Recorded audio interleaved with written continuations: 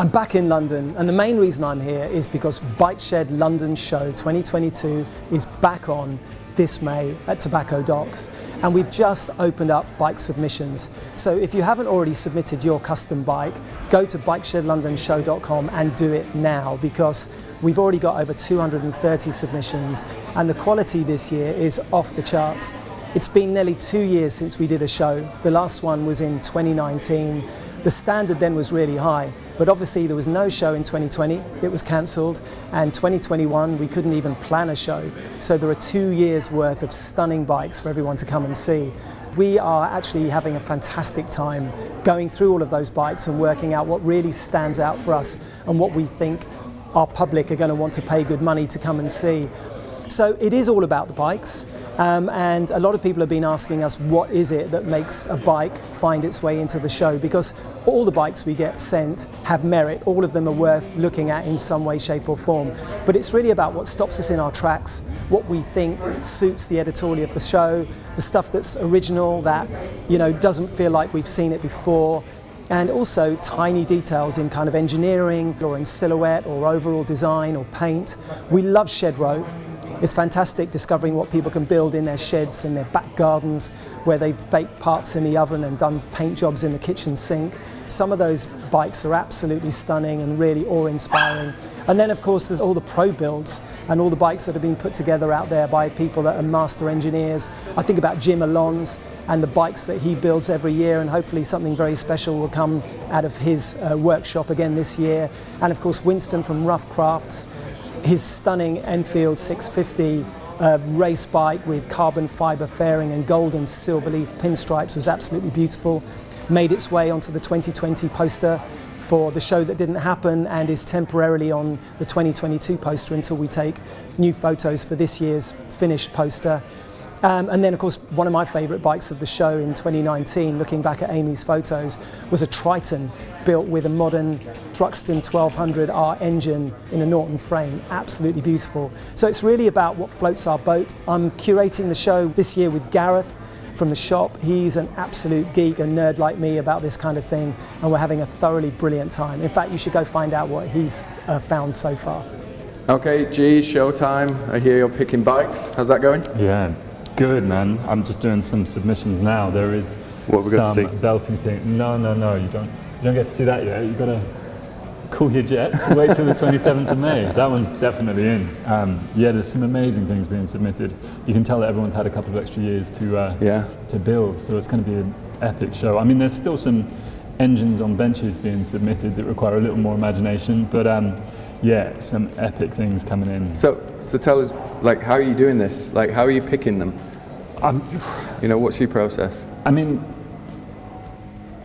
I guess we've all got our favourite makes, models, styles that we all kind of lean towards, but it's less about that. It's more about what just stops you, what you see and go, oh, I want to spend some time on this. I want to look at the details, see what's been done, and just, yeah, spend 10 minutes going around this bike. And you can become snowblind at the show because there's so many stunning things, but sure enough, you always find some things that you just want to stay with the whole weekend. And I guess you got to kind of take yourself away from your own style and think, what would another member of the public, a visitor, want to see, even if it's not to your taste? Yeah, You've got to cater to that. You want to have a mix of machines and stuff, and we have a few sets of eyes on it, so we've got lots of different tastes and opinions going on. Yeah, and we want to make sure there's something for everybody. But okay, well, recently we've been looking back at 2019 the 2019 shows, haven't we? Getting excited about all of that. Yeah. There are all the pictures from Amy Shaw. Which ones of those stand out to you? You know, we don't do favourites, but standouts. There must be something that you remember. I had some real favourites and standouts. But do you remember there was a little orange Suzuki Scrambler? It was at the top of Shed Row. I love Shed Row, all the bikes along there, and it was I don't know too much about it. I think it was a father and son build, and it was just perfect. The proportions were beautiful, and it was kind of the epitome of that whole perfection is not achieved when there's nothing left to add, but nothing left to take away. Nice quote. Yeah, I love that. That was absolutely gorgeous. And I mean, the absolute opposite end of the scale, we've got Sticky Matt's Harris in at the moment. Should we go have a look? Yeah, do you want to come see this one? So yeah, as I say, the absolute polar opposite to the little Suzuki Scrambler we were just talking about. But this is Harris frame. I think it's a GSXR Katana 1100 motor he's got in there.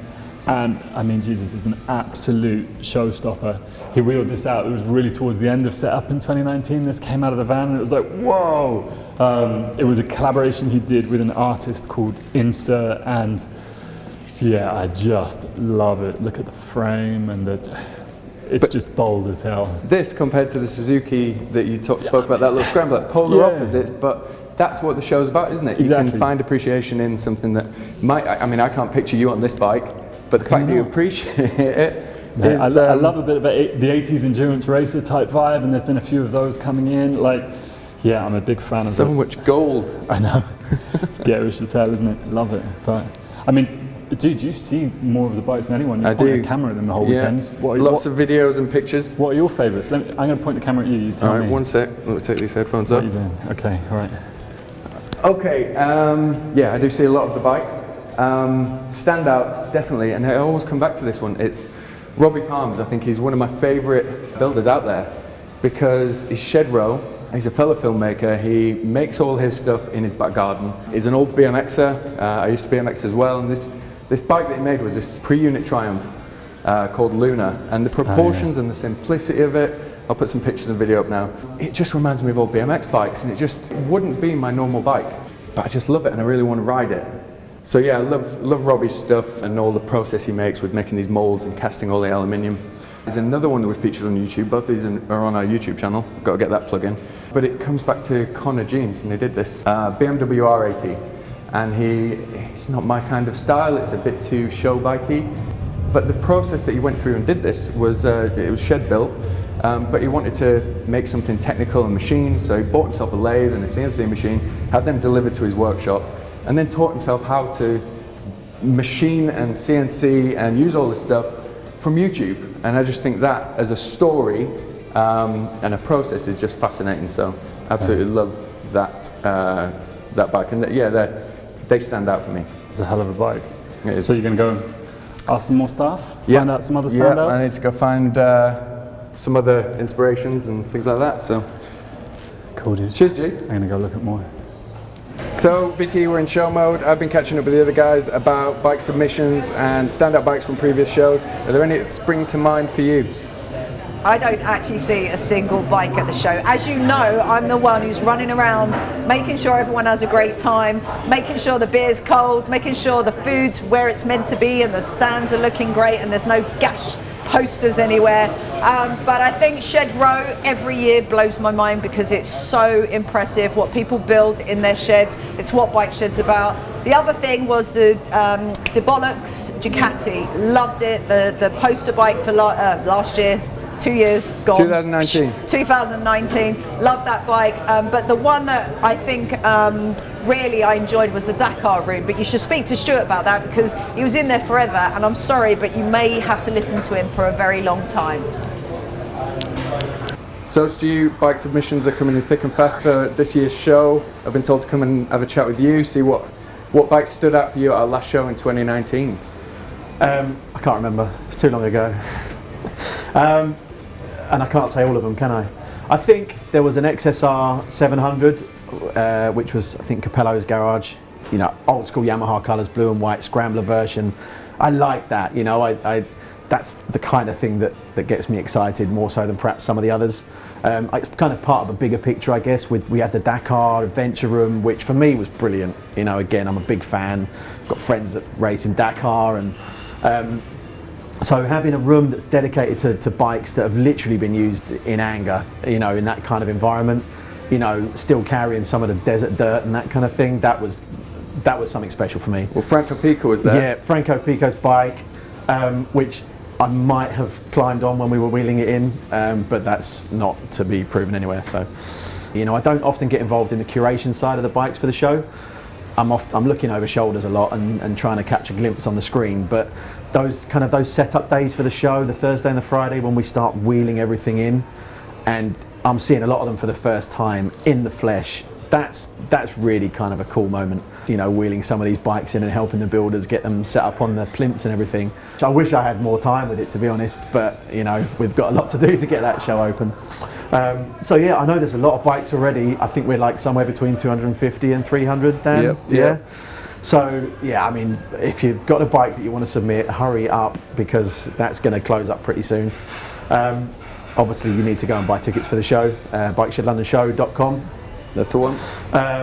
Yeah, I mean, I'm looking forward to it. I'm sure everybody else is. The last 2 years has been, you know, not the best for anybody, let's admit, but it's a huge hole in our calendar, and we miss the buzz, we miss the energy, the excitement, you know, the sheer exhaustion at the end of it. Well, we've all been looking at these pictures, haven't we, and getting really excited about actually having Showtime back. Dude, and you know what, sitting there and looking back at some of the pictures, it's, you know, I forget how exciting it really is. It's a massive part of Bike Shed. Dude, it's what we were founded on. It's the pinnacle, it's what it's all about. When I joined the Bike Shed, my first weekend was just spent at the show. I happened to join at Showtime, so my first weekend was just walking around like jaw on the floor, and that was 6 years ago. So yeah, I'm looking forward to the next one, big time.